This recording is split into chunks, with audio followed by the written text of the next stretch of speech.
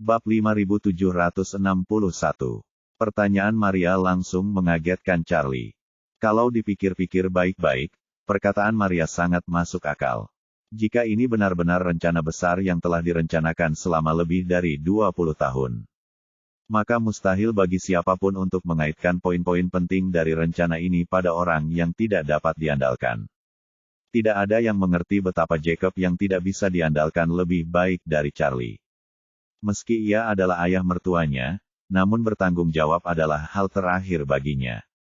Jika kunci keberhasilan atau kegagalan suatu peristiwa besar ada padanya, maka kemungkinan besar masalah tersebut akan dibatalkan. Maka ia segera mengangkat ponselnya dan menelepon ayah mertuanya. Saat ini, Jacob sedang berbaring di kamarnya sambil memainkan ponselnya. Sejak Making dan Pollard berkumpul, hidupnya telah kehilangan faktor kesenangan.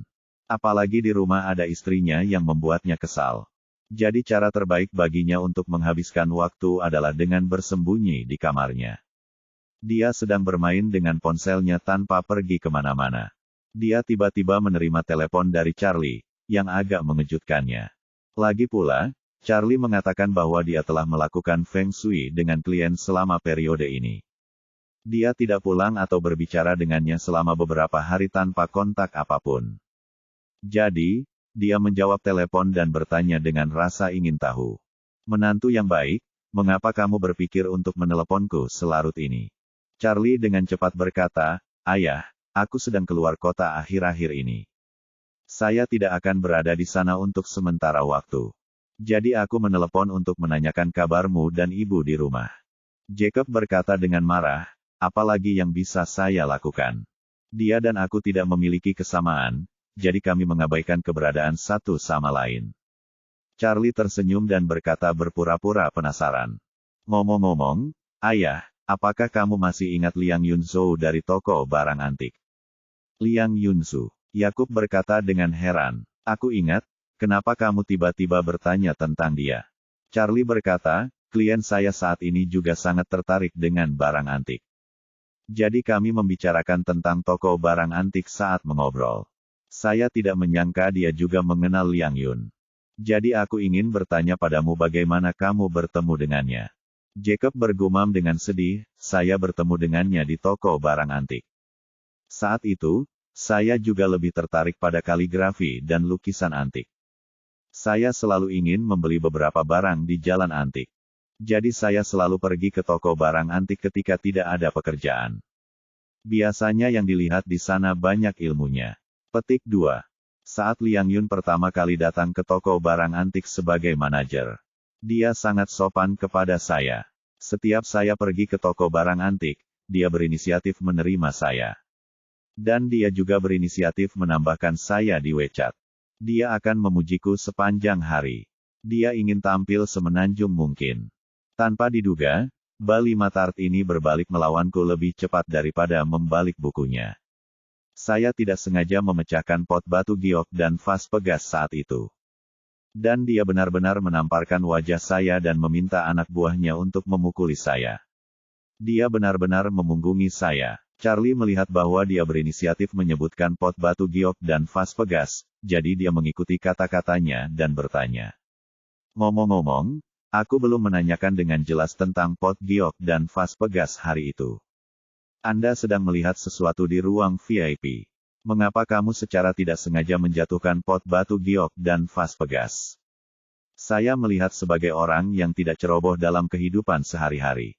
Jacob berkata dengan marah, "Tentu saja, saya tidak ceroboh. Bukannya kamu tidak mengetahui situasi keuanganku. Wanita jalang ini bertanggung jawab atas semua uang di keluarga. Saya biasanya tidak mampu membelinya. $8.000 cukup untuk membakar dupa yang tinggi. Jadi, apapun barang antik yang saya lihat, saya sangat berhati-hati. Karena takut dijatuhkan, disentuh, atau diperas." Pada titik ini, Yakub berkata dengan sedih. "Vas pegas pot giok itu gila hari itu. Begitu saya memegangnya, benda itu langsung terlepas dari tangan saya seolah-olah telah diminyaki. Dan jatuh ke tanah dengan suara gemerincing. Mungkin orang bernama Zhou yang sengaja meminyakinya dan menyerahkannya kepadaku." Charlie bertanya-tanya, ayah setelah pot batu giok dan vas pegas pecah. Saya menggunakan putih telur untuk memperbaikinya. Saya ingat sepertinya tidak diminyaki. Dan saya ingat permukaannya tidak terlalu mulus. Karena itu artefak dari dinasti Tang. Jadi glasirnya relatif kasar dan terasa buram saat dipegang di tangan. Benda semacam ini memiliki cengkeraman yang kuat, jadi bagaimana bisa lepas dari tangan? Ini, Jacob ragu-ragu di ujung telepon yang lain dan tidak bisa menjelaskan alasannya. Charlie membimbingnya dan berkata, "Ayah, masalah itu telah berhasil diselesaikan. Jadi Anda tidak perlu merasakan beban psikologis apapun. Kami hanya menangkap di sini. Saya hanya ingin tahu. Anda bisa memberitahu saya bagaimana situasinya saat itu." Bab 5762. Jacob berpikir dalam benaknya, Charlie benar. Meskipun akulah yang menyebabkan masalah besar dan ditampar. Untungnya Charlie langsung menyelesaikan masalah ini dengan memuaskan. Dia bahkan mendapat pujian dari Warnia yang memuji pot batu giok yang dipulihkan dan mengatakan bahwa nilainya telah meningkat pesat. Jadi saya tidak perlu menganggapnya sebagai beban. Memikirkan hal ini, dia menghela nafas dan berkata, "Menantu yang baik. Bukannya ayah tidak mau jujur padamu. Aku takut kamu tidak akan mempercayaiku jika aku mengatakan yang sebenarnya. Dan malah mengira aku sedang berbicara omong kosong." Begitu Charlie mendengar ini, dia tahu ada rahasia tersembunyi yang tidak dia ketahui. Jadi dia cepat-cepat berkata, "Oh ayah, bukankah kita hanya ngobrol saja? Bahkan jika kamu memberitahuku bahwa botol itu melompat dari tanganmu, aku akan mempercayainya." Sepertinya, Jacob menepuk pahanya di ujung telepon yang lain dan berseru. "Sudah kubilang, kamu benar-benar tidak percaya padaku. Situasi saat itu sangat berbeda dari apa yang baru saja Anda katakan. Botol bodoh itu sepertinya ada yang memasang motor getar di dalamnya. Saat saya mengambilnya, ada kejutan di tangan saya. Dan satu guncangan saja sudah membuat kedua tanganku mati rasa. Lalu aku tidak bisa menahannya lagi dan melemparkannya ke sana." Berbicara tentang ini, Jacob berkata lagi, "Saya hanya mengikuti apa yang dikatakan Liang Yun. Aku bilang pasti ada yang tidak beres dengan benda ini, seolah-olah aku sedang kejang. Tapi Liang Yun bilang aku sengaja main-main. Jadi saya membuat alasan yang tidak dapat diandalkan. Ketika saya melihat ini, saya tidak dapat membantahnya. Dan kemudian aku berpikir untuk segera melarikan diri dan memintamu membantuku menanggung kesalahannya."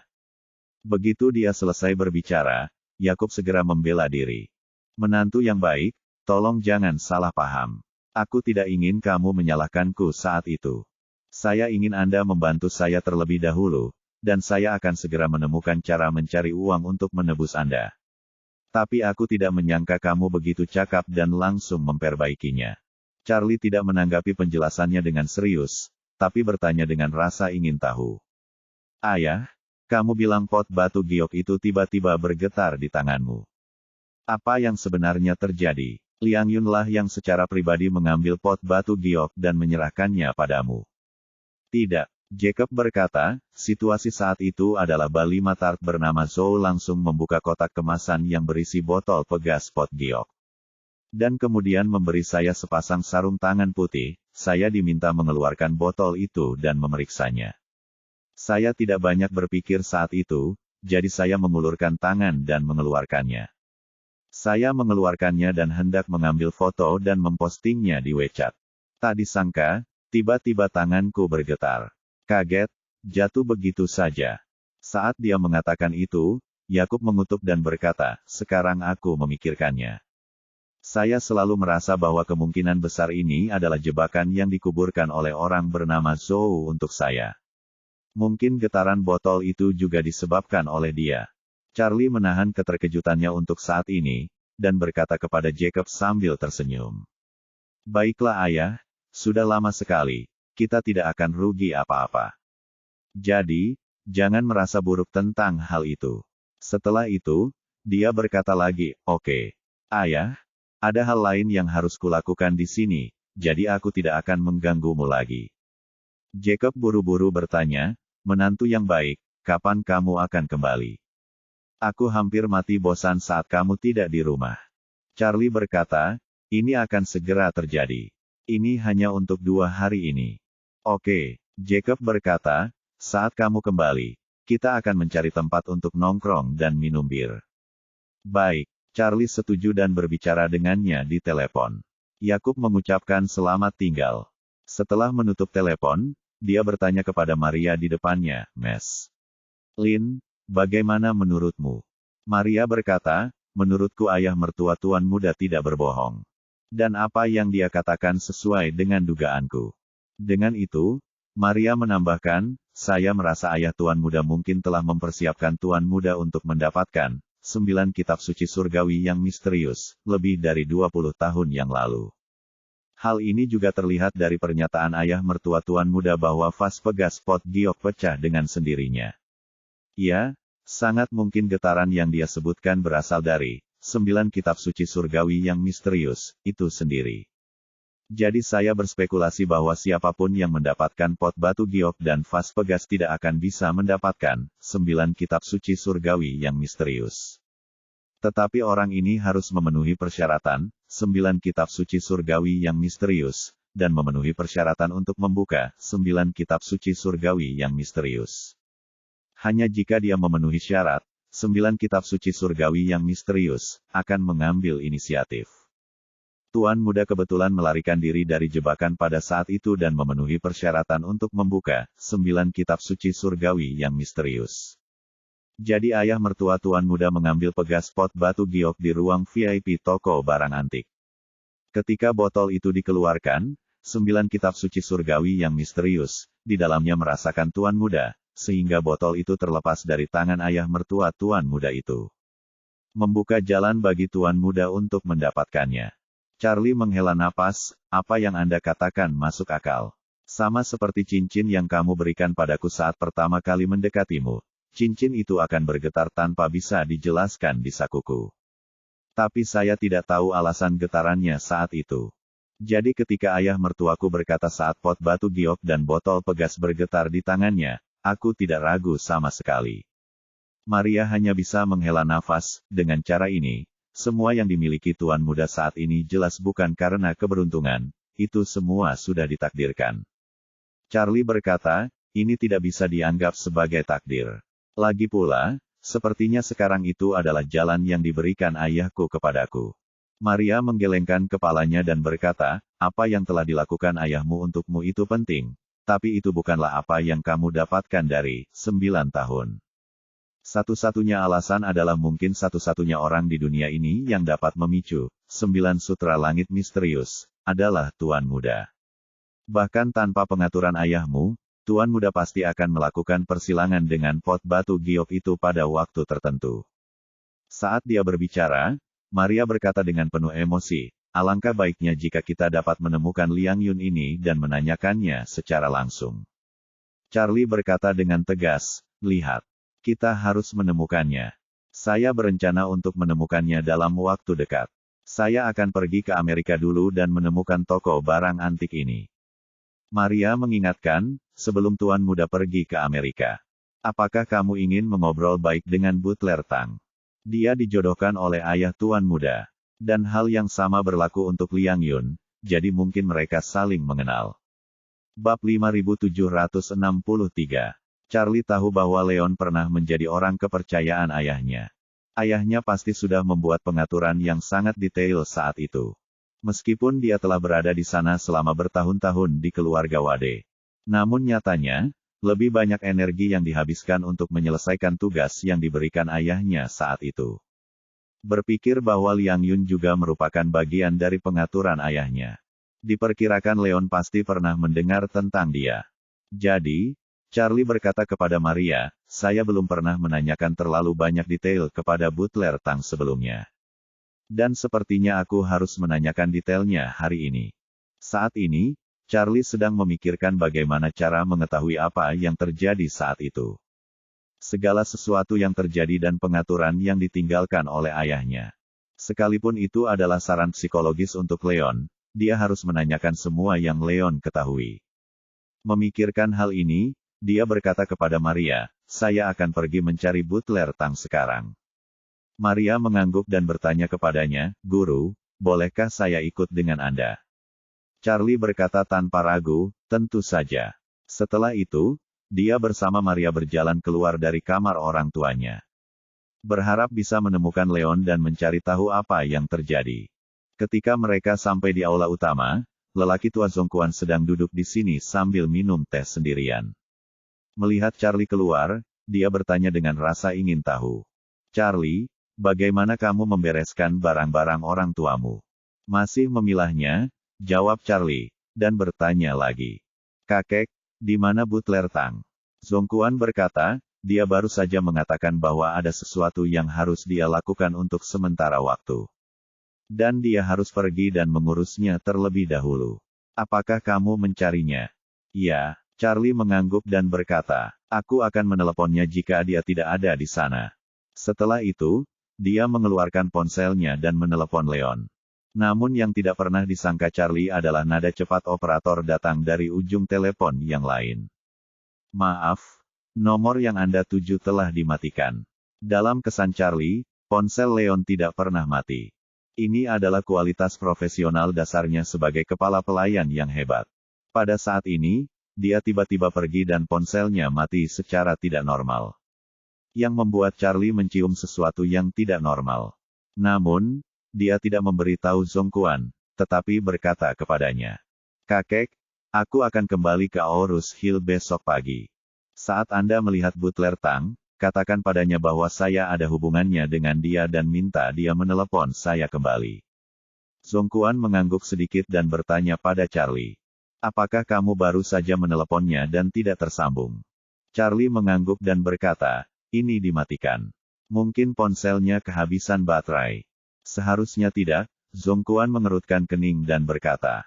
Tahun-tahun ini, saya tidak ingat kapan ponsel Leon kehabisan baterai. Charlie tersenyum, selalu ada keadaan khusus dalam segala hal. Kakek, kamu harus istirahat lebih awal.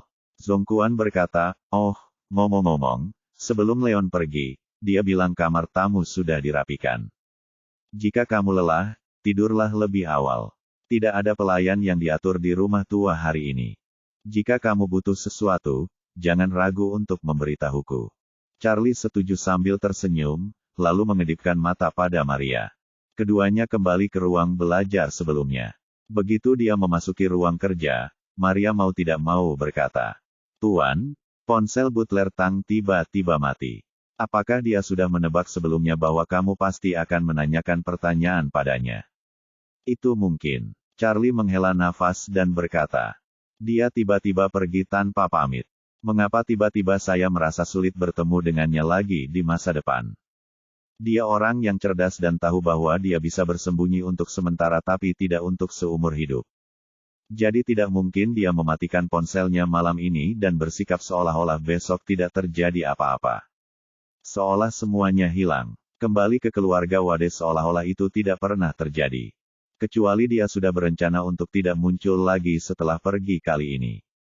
Maria terkejut dan berkata, sekarang semuanya sudah terjadi. Apalagi yang tidak bisa diberitahukan oleh Butler Tang kepada Tuan Muda. Bukankah dia telah memenuhi tugas yang diberikan ayah Tuan Muda kepadanya selama bertahun-tahun? Kenapa dia tiba-tiba pergi tanpa pamit saat ini? Apakah dia tahu bahwa Tuan Muda akan bertanya kepadanya setelah melihat foto-foto ini? Bab 5764. Charlie menggelengkan kepalanya, saya tidak tahu apa yang dia pikirkan. Tapi berdasarkan pemahaman saya tentang dia harus setia kepada keluarga Wade. Mungkin dia pergi tanpa pamit. Dia punya alasannya sendiri. Atau mungkin ini adalah bagian dari pengaturan ayahku saat itu. Maria berkata, Tuan Muda mahir dalam energi spiritual. Dan ada banyak cara untuk membuat orang mengungkapkan rahasia terdalam mereka. Saat Butler Tang pergi saat ini, saya pikir dia pasti khawatir Tuan Muda akan menggunakan energi spiritual untuk memaksanya mengungkapkan lebih banyak rahasia. Charlie menghela nafas, lupakan saja, dia pasti punya alasan dan kesulitannya sendiri untuk melakukan ini. Saya yakin dia tidak akan melakukan apapun yang merugikan keluarga Wade. Jadi karena dia mengalami kesulitan, saya harus menghormatinya. Ada beberapa hal yang tidak ingin dia katakan sekarang. Jadi mari kita tunggu sampai dia bersedia membicarakannya. Charlie kembali ke album foto lagi dan melanjutkan. Lalu dia melihat ke bawah. Dalam foto-foto berikutnya, orang tua Charlie sering muncul. Mereka mengenakan peralatan ekspedisi pendakian gunung dan pergi bersama ke selatan Sichuan. Ke tempat Meng Changsheng pertama kali berlatih. Lalu ke Myanmar, Bangladesh, dan India. Akhirnya mereka kembali ke China dari India dan pergi ke Gunung Siwan. Pegunungan Sunan dan Siwan keduanya merupakan tempat pelatihan Meng Changsheng. Ada rute tambahan dari Myanmar sampai ke barat ke India. Charlie berspekulasi bahwa jalur ini harus dilalui oleh Meng Changsheng. Saat dia meninggalkan Sunan untuk mencari peluang. Setelah mendapat kesempatan dan memiliki masa hidup 500 tahun. Meng Changsheng kembali ke Tiongkok dan mundur ke Gunung Siwan. Akhirnya, ia menerobos belenggu 500 tahun dan memperpanjang masa hidupnya hingga 1,000 tahun. Maria di samping tidak bisa tidak kagum. Saya tidak menyangka bahwa orang tua Tuan Muda benar-benar mengatur semua rute yang diambil Tuan saat itu. Charlie mengangguk dan berkata, ini mungkin karya dari, kata pengantar 9 sutra misterius. Maria bertanya kepadanya, setelah Tuan Muda pergi ke Amerika kali ini. Apakah Anda berencana mengambil rute dari Myanmar ke India? Charlie berkata, saya punya ide ini pada awalnya, tapi saya masih harus mengambil langkah demi langkah. Dan pertama-tama lihatlah rute ke Amerika. Lihat apakah kita bisa menemukan petunjuk tentang Liang Yun. Maria berkata dengan serius, rute yang diambil oleh Guru Sigong juga saya lalui saat itu. Meskipun rute spesifiknya mungkin berbeda. Saya pernah ke negara-negara ini dan memiliki beberapa yayasan, Guru. Jika Anda berencana pergi ke sana, saya dapat membantu Tuan Muda. Oke, Charlie mengangguk dan berkata, untuk masalah tertentu. Nona Lin akan menunggu saya kembali dari Amerika Serikat. Dan kami berdua akan mendiskusikannya dalam jangka panjang. Saat ini, Istana Yonghe, Leon, berpakaian hitam berdiri dengan hormat di depan Margaret. Margaret berkata padanya, Leon, Charlie baru saja menelepon nomormu.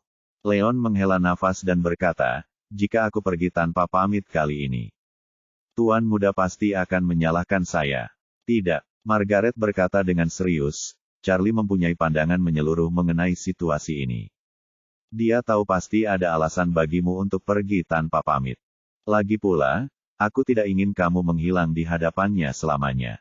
Hanya saja lebih baik tidak bertemu dengannya lagi dalam waktu dekat. Charlie punya cara untuk membuatmu menceritakan segalanya tentang segala hal selama bertahun-tahun. Tetapi saya tidak bisa memberitahu dia bahwa saya masih hidup untuk saat ini. Jadi satu-satunya cara adalah kamu tidak melakukan kontak dengannya terlebih dahulu. Jika waktunya tepat, kita akan bertemu dengannya lagi. Leon, sedikit bingung, bertanya dengan hormat, Nyonya. Apa yang harus saya lakukan selanjutnya? Margaret tersenyum dan berkata, Leon, selanjutnya kamu tidak perlu melakukan apapun. Saya akan mengaturnya. Perahunya sudah siap, dan aku akan mengirimmu pergi dari Tiongkok malam ini tanpa meninggalkan jejak apapun. Kamu telah bekerja keras untukku selama bertahun-tahun.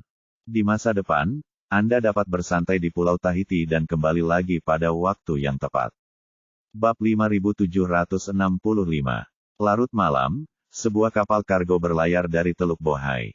Membawa Leon ke Tahiti di Pasifik Selatan. Leon berdiri di buritan kapal, memandang pelabuhan Jinceng semakin jauh di malam hari, dengan perasaan campur aduk di hatinya. Meskipun dia adalah orang kepercayaan ayah Charlie, 20 tahun yang lalu, Chang Ying memberinya 2 tugas. Salah satunya adalah untuk melindungi keselamatan Charlie setelah sesuatu terjadi padanya. Cara lainnya adalah mematuhi rencana keamanan dalam segala hal dan mengikuti instruksi Margaret. Pada tahun-tahun ini, meskipun Leon telah bekerja sebagai pembantu rumah tangga di keluarga Wade. Faktanya, dalam segala hal dia mengikuti instruksi Margaret. Selama lebih dari 10 tahun sebelumnya, bahkan Zhongquan tidak tahu apakah cucunya Charlie masih hidup atau sudah mati. Ini karena, sebelum kecelakaan Chang Ying, dia tidak mengatur kapan Leon akan memberitahu Zhongquan tentang berita Charlie. Dan Margaret mengendalikan segalanya di balik layar. Hanya ketika Margaret merasa waktunya tepat, dia meminta Leon untuk mengakui situasi Charlie kepada Zhongquan. Zhongquan merasa dirinya tidak layak untuk putra dan menantunya. Selain itu, cucunya juga bernasib buruk. Untuk menggantikan Charlie, dia membeli M Grand Group. Dan memberi Leon kartu hitam 10 miliar untuk dikirimkan kepada Charlie. Dan kemudian semua yang terjadi selanjutnya diketahui semua orang. Meskipun Leon enggan meninggalkan Eastcliff secara tiba-tiba, dia juga tahu bahwa pergi sementara adalah cara terbaik saat ini. Satu-satunya hal yang membuatnya malu adalah meninggalkan Charlie tanpa pamit. Saat ini, Charlie sedang berbaring sendirian di kamar tamu rumah tua keluarga Wade, berguling-guling. Kepergian Leon tanpa pamit membuatnya ingin memahami sesuatu. Leon tidak bekerja untuk kakeknya, dia juga tidak bekerja untuk ayahnya. Jika Leon bekerja untuk ayahnya, dia tidak akan pergi hari ini. Sebaliknya, dia akan membantu dirinya sendiri mencari tahu siapa dan di mana Liang Yun ini berada. Bagaimanapun, Liang Yun kemungkinan besar adalah teman ayahnya. Dan Leon adalah bawahan lama ayahnya. Keduanya tidak perlu menyembunyikan sesuatu satu sama lain. Satu-satunya kesimpulan adalah Leon sebenarnya bekerja untuk orang ketiga yang tidak dia ketahui. Orang itu tidak ingin dia mengetahui keberadaannya melalui Leon. Jadi dia membuat Leon menghilang secara tiba-tiba, meninggalkannya tanpa tempat untuk memeriksa atau bertanya. Yang membuat Charlie bingung adalah siapa orang ketiga ini. Untungnya ada berbagai tanda kalau orang ketiga ini sudah pasti bukan musuh. Yang membuat Charlie merasa sedikit lega meski dia ragu. Dini hari berikutnya, Charlie meninggalkan ruang tamu dengan album foto dan datang ke aula utama. Zhongquan sudah menunggu di sini. Ketika dia melihat Charlie keluar, dia berkata, "Charlie, Nona Lin memintaku untuk memberitahumu bahwa dia pergi keluar untuk membeli sarapan dan akan segera kembali." Charlie bertanya dengan heran, apakah dia pergi sendiri? Zhongquan mengangguk dan berkata, "Leon tidak dapat menghubungi saya. Dan tidak ada lagi pelayan yang tersisa di rumah tua itu. Aku bilang aku akan keluar, tapi dia keluar sebelum aku." Charlie mengangguk sedikit, masih sedikit khawatir di dalam hatinya. Bagaimanapun juga, Victoria selalu ingin menangkap Maria. Dan Maria tidak memiliki pengawal di sekelilingnya. Kepergiannya sendirian membuatnya merasa sedikit tidak nyaman. Saat dia memikirkannya, Maria telah membuka pintu dan masuk. Membawa banyak tas berisi sarapan di tangannya. Ketika dia melihat Charlie, dia tersenyum dan berkata, "Tuan muda, Anda bangun, datang dan sarapan. Saya membeli banyak sarapan spesial Eastcliff." Setelah mengatakan itu, dia segera berkata kepada Zhongquan, "Kakek, ayo kita makan juga." Bab 5766. Zhongquan mengangguk ringan dan berkata sambil tersenyum, "Terima kasih atas kerja kerasmu, Nona Lin." Setelah itu, dia bertanya pada Charlie dengan suara rendah. "Charlie, mengapa Nona Lin memanggilmu Tuan Muda?" Charlie berpikir sejenak dan berkata sambil tersenyum. Dia menyukai budaya kuno. Zhongquan menggelengkan kepalanya dan berkata sambil tersenyum, "Saya sudah tua dan tidak mengerti kesukaan anak-anak muda ini." Saat dia berbicara, dia merendahkan suaranya dan berkata kepada Charlie, "Tapi Nona Lin sangat anggun, tapi dia sedikit lebih muda. Kalau tidak, dia sangat cocok untukmu." "Ya, dia masih sangat muda." Charlie menggema sambil tersenyum, berpikir pada dirinya sendiri. Jika Anda mengetahui bahwa Maria berusia lebih dari 300 tahun, Anda mungkin akan pingsan karena ketakutan. Kemudian, dia dan Zhongquan datang ke ruang makan bersama. Maria sedang mengeluarkan sarapan yang dibelinya satu persatu. Sementara Charlie menyerahkan album foto di tangannya kepada Zhongquan dan bertanya kepadanya, "Kakek, apakah kamu punya kesan tentang album foto ini sebelumnya?" Zhongquan mengerutkan kening, "Dari mana asalnya?" Charlie berkata, "Itu di ruang belajar lama orang tuaku." "Seharusnya tidak," gumam Zhongquan, "aku sudah berkali-kali merapikan ruang belajar orang tuamu. Dan ada beberapa item di dalamnya. Saya tahu segalanya tentang barang-barang itu. Dan saya belum pernah melihat album foto apapun di dalamnya." Charlie menunjuk ke album foto dan bertanya kepadanya, "Apakah kamu tidak mempunyai kesan apapun tentang album foto ini?" Zhongquan melihat album foto yang diserahkan Charlie, menggelengkan kepalanya, dan berkata, "Ini pertama kalinya aku melihatnya. Dan aku yakin benda ini pasti tidak ada di ruang kerja orang tuamu sebelumnya. Charlie tiba-tiba merasa sedikit bingung. 20 tahun setelah orang tuanya meninggal, lelaki tua itu selalu menjaga rumah tua itu tetap seperti sekarang. Dia harusnya tahu segalanya di rumah tua ini. Jika dia bilang dia tidak memiliki kesan terhadap album foto itu berarti album fotonya diambil alih nanti. Memikirkan Leon, Charlie berspekulasi bahwa kemungkinan besar inilah yang dibawa Leon kemarin. Sepertinya Leon tahu apa yang dia cari. Jadi dia meninggalkan petunjuk di sini terlebih dahulu agar dia bisa menemukannya. Hal ini pun membuat Charlie semakin yakin dengan tebakannya tadi malam. Bahwa pasti ada orang lain yang benar-benar bekerja untuk Leon. Dia bahkan merasa bahwa orang di balik ini mungkin adalah orang yang sama dengan orang di belakang kedua biarawati di kuil King Sao kemarin. Memikirkan hal ini, Charlie sudah penuh harapan untuk memecahkan misteri ini. Segera, dia melihat ke arah Song Quan di depannya dan berkata, "Kakek, buka dan lihat apakah foto di dalamnya terlihat familiar." Song Quan mengangguk sedikit, membuka album dengan bingung. Dan setelah memeriksanya dengan cermat, dia berkata kepada Charlie, "Saya belum pernah melihat foto-foto ini sebelumnya."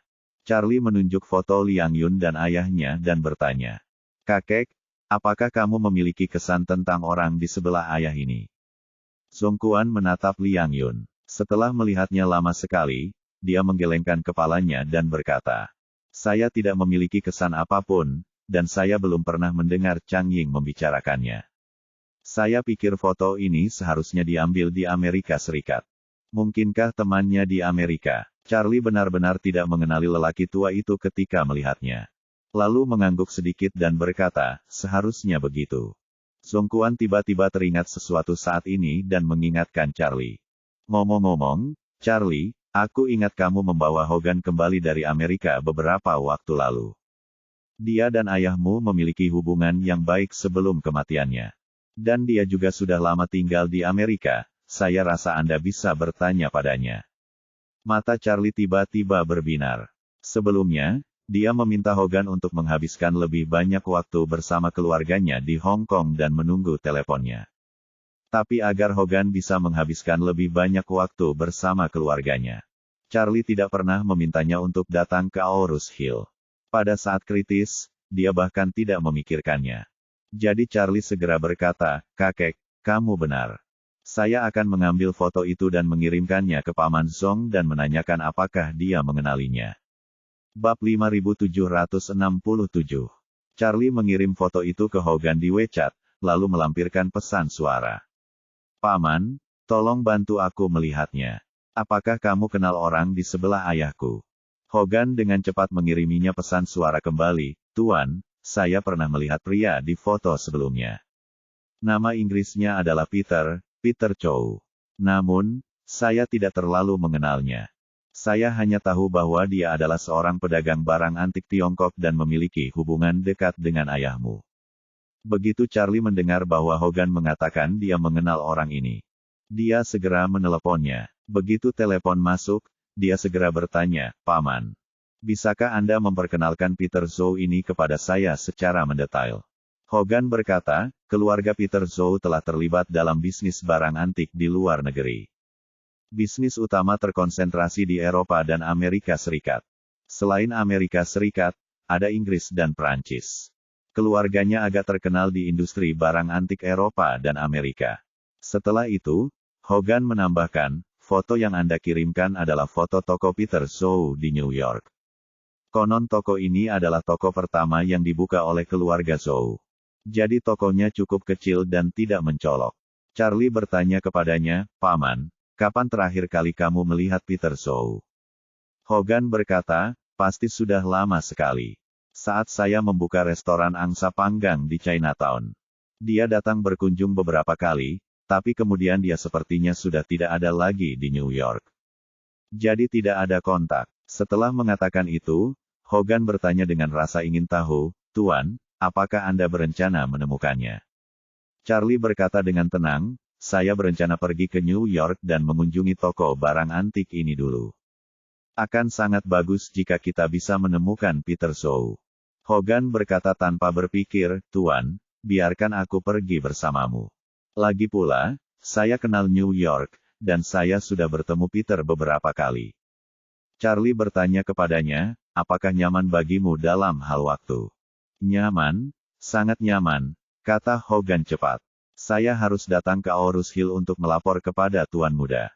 Saya telah bersama keluarga saya akhir-akhir ini, dan segala sesuatu di rumah telah beres. Sudah siap. Charlie berpikir sejenak dan berkata, itu bagus. Kapan kamu bisa meninggalkan paman? Hogan berkata, saya bisa melakukannya kapan saja, hanya hari ini. Aku akan memeriksa tiket pesawatnya sekarang. Charlie tersenyum dan berkata, paman tidak perlu melakukannya. Jika itu merepotkan, aku akan meminta Gerard mengatur pesawat pribadi agar kamu bisa terbang ke Aorus Hill. Kalau begitu, kita akan bertemu di Aorus Hill. Hogan terbatuk 2 kali dan berkata dengan canggung. Tuan, rumah yang kita tinggali sekarang dan semua biayanya ditanggung oleh Tuan Liu. Sesuai pengaturannya, saya akan pergi ke Aorus Hill sendirian. Saya hanya akan membeli tiket dan datang, jadi jangan ganggu Tuan Liu. Charlie tersenyum tipis dan berkata dengan serius, Paman, Gerard berhutang ini padamu.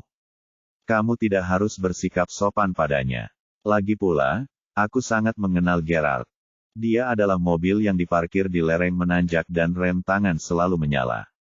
Rem tangan ini tidak hanya tidak bisa dilonggarkan sejenak, tetapi juga perlu diperiksa sesekali.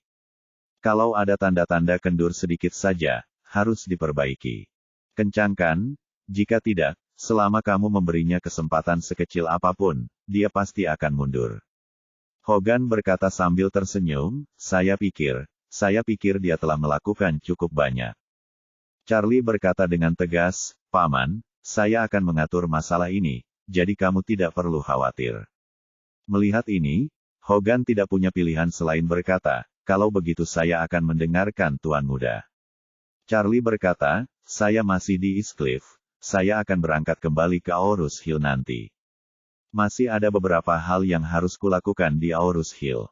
Saya diperkirakan akan lepas landas dari Aorus Hill ke New York malam ini. Paman, jangan khawatir. Kemasi saja barang-barangmu dan menetap di rumah. Pergi saja ke bandara dan terbang ke Aorus Hill di malam hari. Mari kita bertemu langsung di bandara. Oke, Tuan Muda. Hogan hanya berkata, mari kita bertemu di malam hari. Bab 5768. Setelah membuat kesepakatan dengan Hogan, Charlie langsung menelepon Gerard. Di telepon, Charlie memintanya untuk mengatur pesawat pribadi untuk membawa Hogan ke Aorus Hill pada jam 9 malam ini. Dan juga memintanya untuk mengatur iring-iringan mobil untuk membawanya ke bandara dari rumah Hogan. Meski Gerard tidak senang, dia tidak berani membantahnya sama sekali. Jadi dia hanya bisa setuju sambil tersenyum.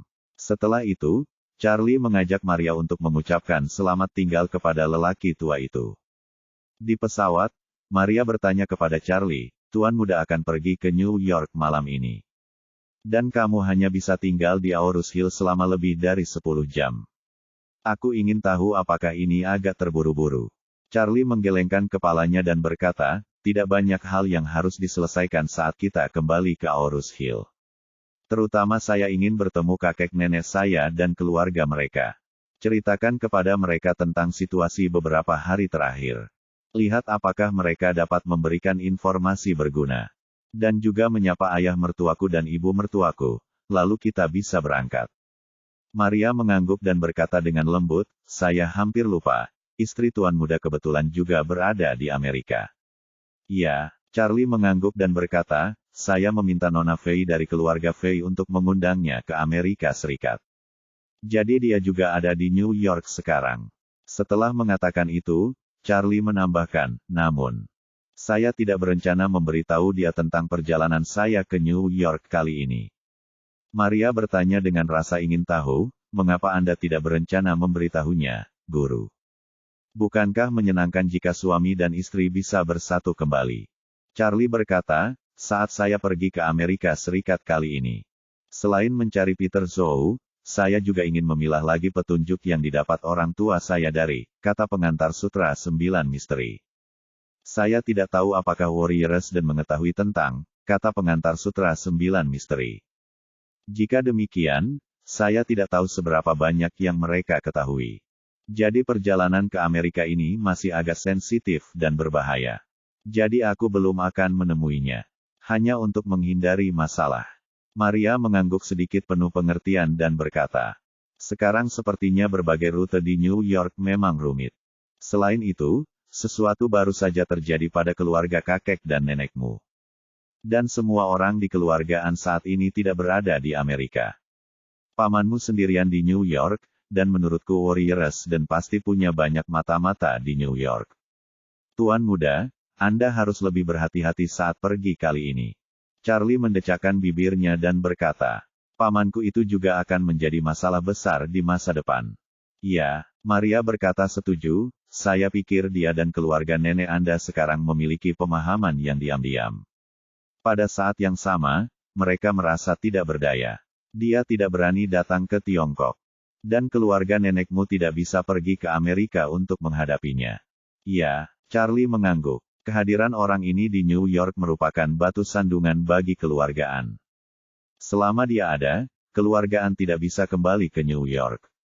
Meskipun sulit baginya untuk mendapatkan properti keluargaan. Keluargaan tidak berada di Amerika Serikat. Karena saya belum putus dengannya, bisnis dan urusan grup saya sendiri akan sangat terpengaruh dalam waktu singkat. Setelah mengatakan itu, Charlie berkata lagi, tidak boleh membunuh orang ini. Tidak apa-apa untuk tidak membunuhnya. Jika kamu membunuhnya, kamu pasti akan menghancurkan Warriors dan bersiaplah dan bahkan lindungi dia dengan pasukan berat. Jika kamu tidak membunuhnya, dia pasti akan menjadi masalah serius di masa depan. Maria bertanya kepada Charlie, kapan Tuan Muda berencana membiarkan keluargaan muncul kembali di hadapan publik? Charlie berpikir sejenak dan berkata, kecuali Dan dihilangkan, keluargaan tidak akan bisa kembali ke New York. Bahkan jika mereka bisa kembali, saya tidak akan mengkhawatirkannya. Jadi lebih baik keluargaan tidak muncul untuk saat ini. Maria berkata, saya punya ide. Saya ingin tahu apakah Tuan Muda ingin mendengar apa yang saya katakan. Charlie buru-buru berkata, Nona Lin, tolong beritahu saya. Maria berkata, kekuatan ekonomi keluargaan terkenal di dunia. Dan itu adalah keluarga Tiongkok. Saya pikir mereka dapat meminta Ethan untuk membantu menghubungkan orang-orang di East Cliff sehingga keluargaan dapat berkomunikasi langsung dengan kerjasama resmi Tiongkok yang memungkinkan keluargaan menjadi investasi asing penting yang tertarik oleh Tiongkok. Untuk tampil secara publik di Tiongkok dan melakukan investasi strategis di Tiongkok. Dengan dukungan resmi, tidak peduli betapa arogannya Victoria. Dia tidak akan pernah berani menyerang sebuah keluarga di Tiongkok. Charlie terkejut dan memuji. Itu ide yang bagus. Tidak peduli betapa arogannya Victoria, dia tidak berani menentang negara secara terbuka. Di depan mesin negara, Warriors dan hanyalah badut. Tidak dapat menimbulkan masalah apapun. Maria mengangguk, dan berkata, hanya saja dengan cara ini, mungkin akan sulit bagi keluarga kakek Tuan Muda untuk meninggalkan Tiongkok. Begitu mereka meninggalkan Tiongkok, mereka mungkin akan dibalas oleh Victoria. Charlie berkata, tidak masalah, biarkan mereka berakar di Tiongkok dalam waktu singkat.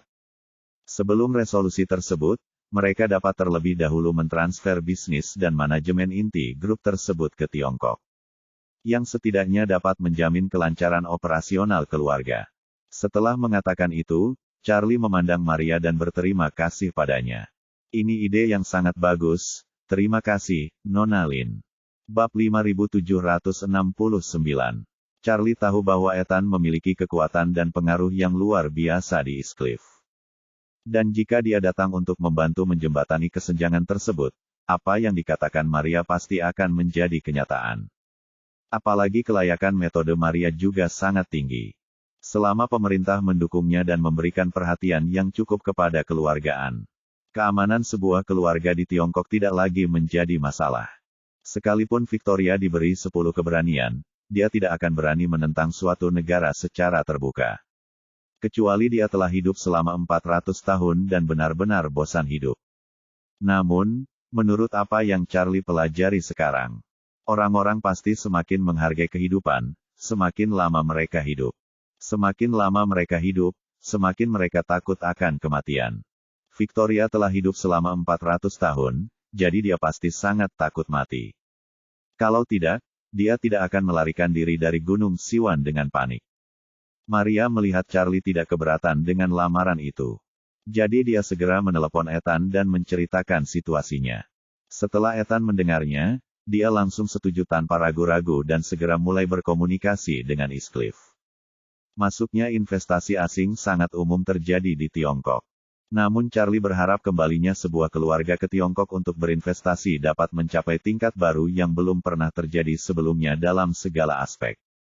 Ethan pun segera mengerahkan jaringannya sendiri untuk melakukan refleksi ke atas dan mulai mempromosikan masalah ini. Tak lama kemudian, Ethan menerima berita menggembirakan, dan kemudian dia menyampaikan berita itu kembali kepada Maria. Maria dengan bersemangat berkata kepada Charlie, "Tuan, Ethan sudah menerapkannya." Selama keluargaan benar-benar bertekad untuk berinvestasi di negara tersebut, pejabat tersebut dapat memberikan perlakuan bisnis asing tingkat tertinggi. Dukunglah keluargaan secara pribadi, dan mobilisasi sumber daya media untuk meliput semua aspek.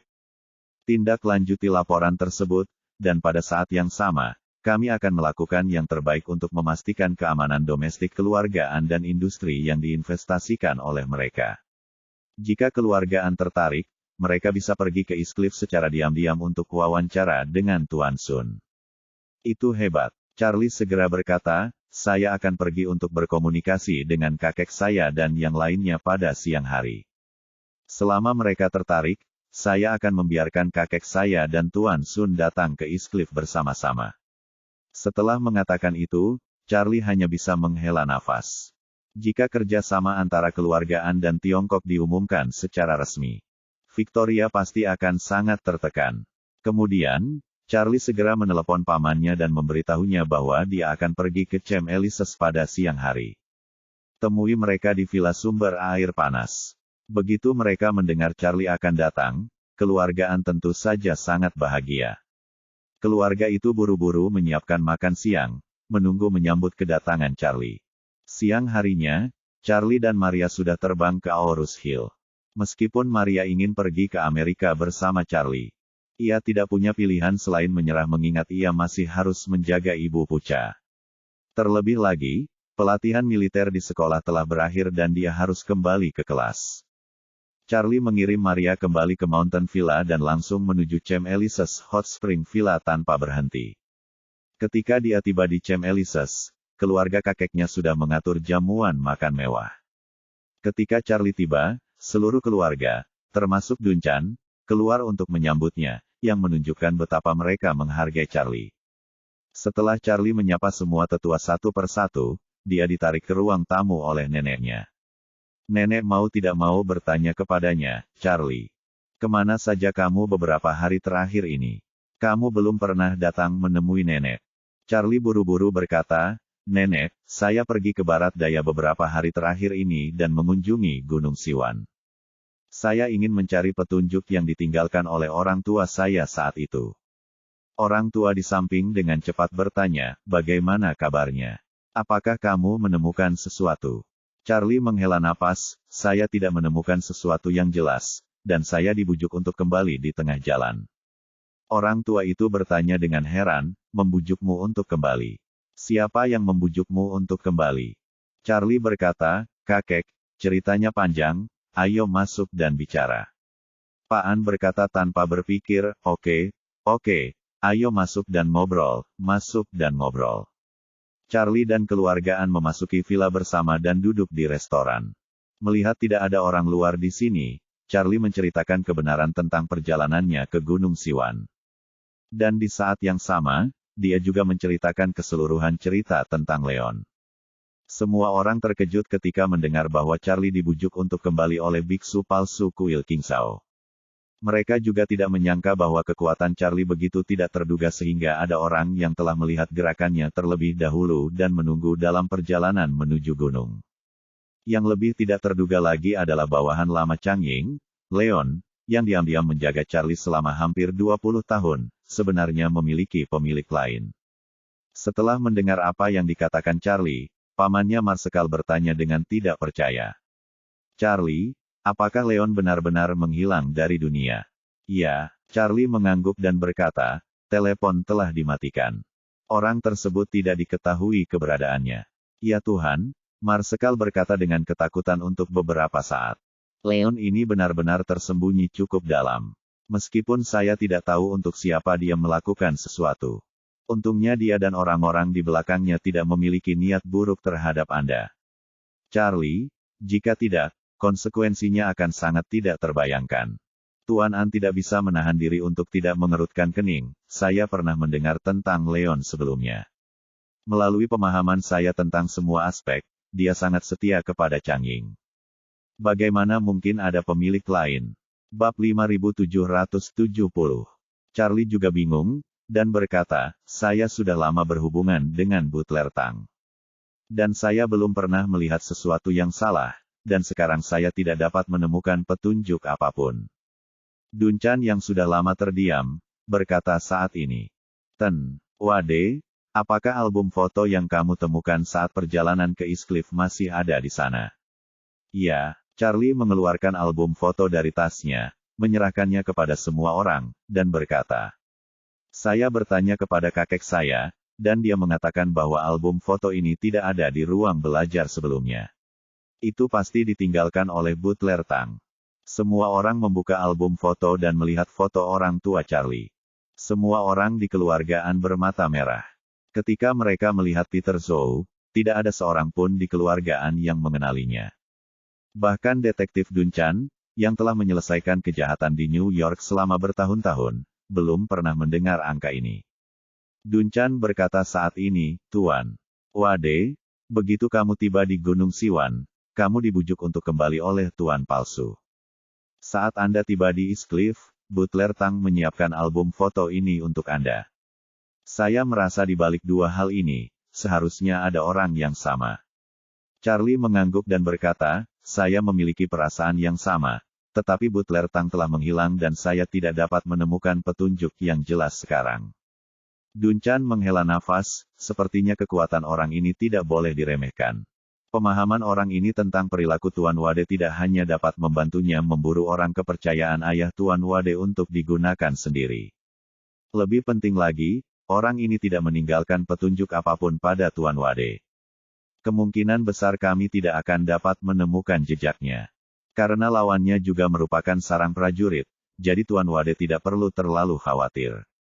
Menurut spekulasi saya, ini jelas merupakan teman, bukan musuh, yang secara umum merupakan hal yang baik. Charlie berkata sambil tersenyum tak berdaya, satu-satunya petunjuk telah hilang, dan aku tidak akan diganggu olehnya lagi. Saya yakin jika waktunya tepat, dia secara alami akan keluar dari kegelapan untuk menemui saya. Setelah mengatakan itu, Charlie mengganti topik pembicaraan dan berkata, ngomong-ngomong, kakek, jika kamu bisa menjalin hubungan dengan seorang teman, mohon minta pejabat tersebut untuk mendukung keluargaan. Namun karena ini merupakan dukungan resmi, maka harus ada kerjasama ekonomi yang nyata. Jika Anda bersedia, Anda dapat melakukan lebih banyak investasi di Tiongkok. Temanku bisa berjuang demi sebuah keluarga. Kerjasama strategis tingkat tertinggi. Dengan cara ini, dengan dukungan resmi, Warriors dan tidak akan pernah berani melakukan apapun terhadap keluarga Anda di Tiongkok. Aku ingin tahu apa pendapatmu. Nicholas berseru tanpa ragu-ragu. Tentu saja tidak masalah. Terus bersembunyi seperti ini bukanlah solusi jangka panjang. Setelah kerjasama ekonomi tingkat tertinggi dapat dicapai, itu setara dengan mendapatkan jimat, dan keluargaan dapat bertindak secara terbuka di Tiongkok. Saat itu, keluargaan secara bertahap bisa fokus pada bisnis dengan pindah dari Amerika Serikat ke Tiongkok. Melihat kakeknya tidak keberatan, Charlie berkata, kakek, jika waktumu memungkinkan, aku akan meminta teman itu untuk pergi bersamamu sesegera mungkin. Anda akan pergi ke East Cliff untuk mendiskusikan detail investasinya. Kami akan menyelesaikan rincian kerjasama strategis ini dan mengumumkannya kepada publik sesegera mungkin. Oke, Nicholas setuju dengan penuh semangat dan berseru, saya bisa pergi kapan saja. Dan lebih cepat lebih baik. Sore harinya, Nicholas ditemani putra sulungnya Marshall dan putra keduanya Marcus, diam-diam pergi ke East Cliff bersama Ethan. Charlie tidak segera kembali ke rumah Thompsons, tetapi pergi ke villa sebelahnya. Dan kemudian menelepon Matteo, yang bertanggung jawab atas pengajaran seni bela diri di sini. Dan memintanya untuk memberitahu Isaac dan Orville untuk datang ke sini menemuinya. Awalnya, Charlie malah sedikit khawatir apakah Isaac akan tiba-tiba menghilang tanpa alasan. Lagi pula, Leon, sebagai kepala pengurus seluruh keluarga Wade, memiliki orang lain di belakangnya. Jadi Isaac, sebagai juru bicara keluarga Wade di Aurus Hill dan sebagai bawahan langsung Leon, mungkin sengaja diatur oleh seseorang. Namun untungnya, Isaac masih berada di Camp Elises. Saat dia melihat Isaac, Charlie merasa sedikit lega. Sejujurnya, mengetahui Leon memiliki pemilik lain, dia merasa sedikit kecewa. Di satu sisi, Leon dulunya adalah bawahan ayahnya yang paling setia. Meski dia tidak memenuhi syarat untuk menjadikannya setia kepada keluarga Wade. Perilakunya memang membuat Charlie mengalami sedikit kesenjangan psikologis. Di samping itu, Charlie memiliki kepercayaan yang hampir tanpa syarat sebelumnya pada Leon. Bagaimanapun, dia telah melindunginya dengan hati-hati selama bertahun-tahun. Setelah datang ke Aurus Hill untuk menemuinya, dia selalu mendukungnya tanpa syarat. Namun, baru hari ini dia mengetahui bahwa orang yang sebenarnya bekerja untuknya bukanlah keluarga Wade. Juga dirinya sendiri. Bagaimana mungkin Charlie tidak merasa kecewa? Yang paling dia takuti saat ini adalah ada orang lain di sekitarnya yang sama seperti Leon. Dia paling takut kalau orang misterius itu telah menanam berbagai mata-mata di sekitarnya. Isaac dan Orville sama-sama ditemuinya saat pertama kali dia mengambil kembali identitasnya sebagai tuan muda keluarga Wade. Dan mereka juga merupakan dua bawahan yang sangat dia percayai. Jika ada masalah dengan mereka, itu pasti akan menjadi pukulan yang lebih besar bagi Charlie. Lebih dari 10 menit kemudian, Isaac dan Orville, yang sedang berlatih seni bela diri di sini, berlari menuju villa Charlie. Setelah memasuki pintu, Isaac berkata dengan penuh hormat, "Tuan, kapan kamu kembali? Mengapa kamu tidak memberitahu kami?" "Ya, Tuan Wade," Orville juga berkata dengan cepat. "Beritahu kami, dan kami bisa menjemputmu di bandara." Charlie tersenyum sedikit, melambaikan tangannya, dan berkata, "Saya hanya akan tinggal 1 hari ketika saya kembali kali ini, dan saya harus pergi pada malam hari. Jadi saya tidak memberitahu orang lain." Isaac bertanya dengan rasa ingin tahu, "Tuan, kemana Anda akan pergi terburu-buru?" "Pergi ke Amerika Serikat," kata Charlie santai, lalu bertanya pada Isaac. "Chen Tua, apa pendapatmu tentang Butler Tang? Apakah kamu tahu tentang dia?"